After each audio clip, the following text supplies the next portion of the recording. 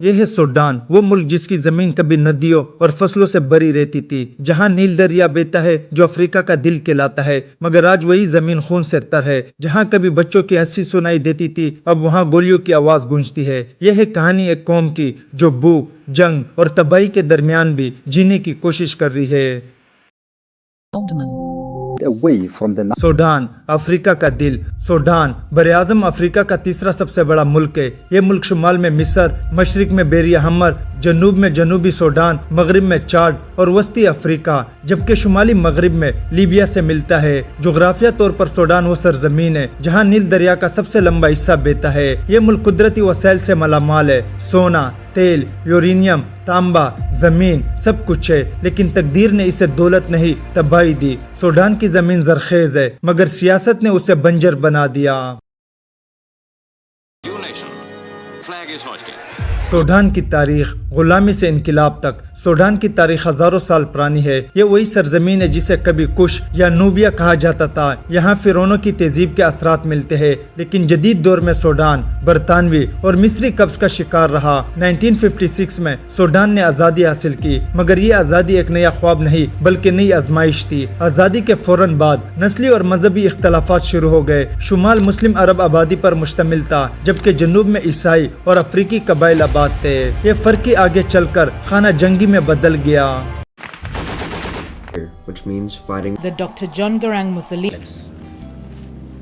خانہ جنگی اور تقسیم۔ سوڈان کی خانہ جنگی دنیا کی سب سے طویل خانہ جنگیوں میں سے ایک ہے۔ 1955 سے 2005 تک یعنی 50 سال سے زیادہ عرصہ یہ ملک آگ میں جلتا رہا۔ 2 بار بڑی خانہ جنگیاں ہوئی۔ پہلی خانہ جنگی آزادی کے فوراً بعد اور دوسری 1983 سے شروع ہوئی جو 2005 میں ختم ہوئی۔ 2005 میں امن معاہدہ ہوا، جس کے بعد جنوبی سوڈان کو 2011 میں الگ کر دیا گیا، لیکن یہ تقسیم بھی امن نہیں لائی کیونکہ ملک کے باقی حصے میں نئی لڑائیاں اٹھی۔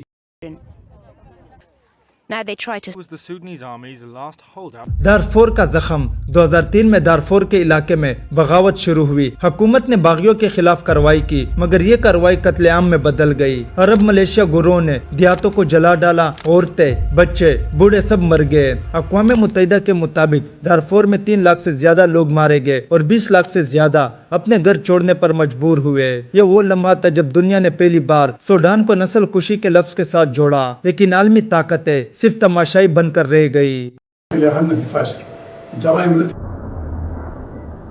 The head of the International Committee نئی خانہ جنگی، جرنلوں کی جنگ۔ 2023 میں سوڈان ایک بار پھر آگ میں جل اٹھا۔ اس بار جنگ تھی 2 طاقتور فوجی جرنلوں کے درمیان، general Abdel Fattah al-Burhan Sudan armed force اور جنرل محمد عبدان دگالو ریپڈ سپورٹ فورس کے درمیان۔ دونوں نے 2021 میں مل کر جمہوری حکومت کا تختہ الٹا تھا، لیکن اقتدار کی تقسیم پر اختلافات نے پورے ملک کو جنگ میں دھکیل دیا۔ یہ لڑائی صرف فوجی نہیں، یہ شہر، اسپتال، اسکول، بازار سب کچھ نگل گئی۔ خرطوم جو کبھی روشن دارالحکومت تھا آج ملبے میں دب گیا۔ on civilian population. option but to find ways to بھوک اور انسانیت کی تباہی۔ سوڈان میں آج سب سے بڑی جنگ روٹی کی جنگ ہے۔ اقوام متحدہ کے مطابق 2 کروڑ سے زیادہ لوگ بھوک کا شکار ہے۔ خوراک نایاب ہے، پانی آلودہ ہے اور دوائیں تقریباً ختم ہو چکی ہے۔ ملک کے اندر لاکھوں لوگ بے گھر ہو چکے ہیں اور پڑوسی ممالک کی سرحدوں پر انسانیت کی لمبی قطاریں لگی ہے۔ lack of manpower on the front lines and it's دنیا کی خاموشی۔ جب یوکرین میں جنگ ہوئی دنیا نے شور مچایا، لیکن سوڈان کے لیے دنیا خاموش ہے۔ نہ بڑی خبریں، نہ بڑی امداد، صرف چند خیراتی ادارے جو زندگی بچانے کی کوشش کر رہے۔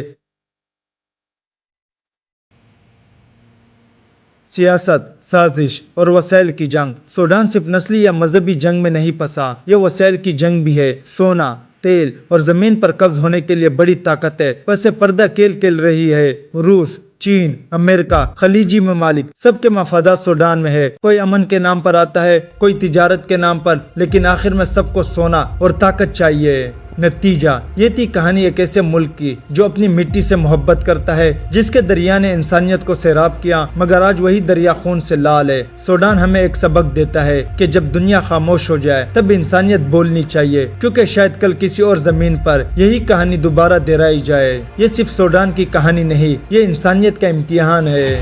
یہ ویڈیو اچھی لگی تو لائک کریں اینڈ سبسکرائب کریں۔ Thank you.